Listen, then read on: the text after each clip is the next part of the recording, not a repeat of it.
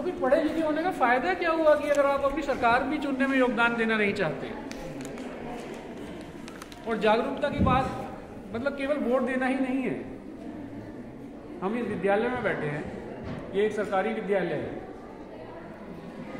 कोई भी व्यक्ति दिन प्रतिदिन हर समय सरकार के कार्यों के समीप रहता है, चाहे वो पेयजल की सुविधा हो, चाहे वो विद्युत की सुविधा हो, चाहे वो सड़कें हो, चाहे लॉ एंड ऑर्डर हो, या कोई भी ऐसी व्यवस्था है जो सरकार के माध्यम से आपको मिल रही है। तो अगर आप वोट नहीं दे रहे तो फिर आपको शिकायत करने का भी कोई अधिकार नहीं है, क्योंकि आपने तो चुना ही नहीं। आपको तो इस बात से तो मतलब ही नहीं रहा ना कि जब हमें सरकार चुननी थी तब हमने सोचा कि यार हमारा क्या है या हमारे वोट से क्या फ़र्क पड़ता है, तो आपने अपना कोई योगदान नहीं दिया।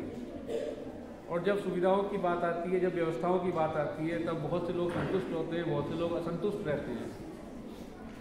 तो फिर असंतुष्टि क्यों है आपकी? तो इतना सब कुछ इसीलिए किया जा रहा है कि एक मतदाता अपने मत अधिकार का अच्छे से उपयोग करें। मतलब हम किस आधार पर वोट देते हैं ये भी हमें देखने की आवश्यकता होती है। क्या हम धर्म के आधार पर वोट देते हैं, क्या जाति के आधार पर वोट देते हैं, क्या क्षेत्र के आधार पर वोट देते हैं? तो ये सब नहीं होना चाहिए।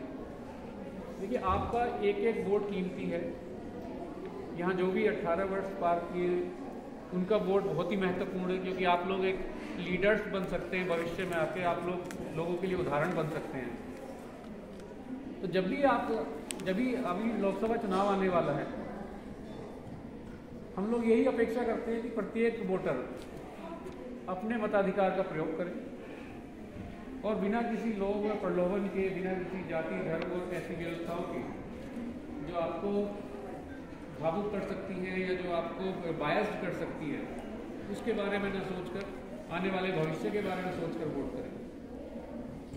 आपके एक वोट से सरकार बनती है और वो सरकार उन व्यवस्थाओं को देती है जिससे आप प्रभावित होते हैं।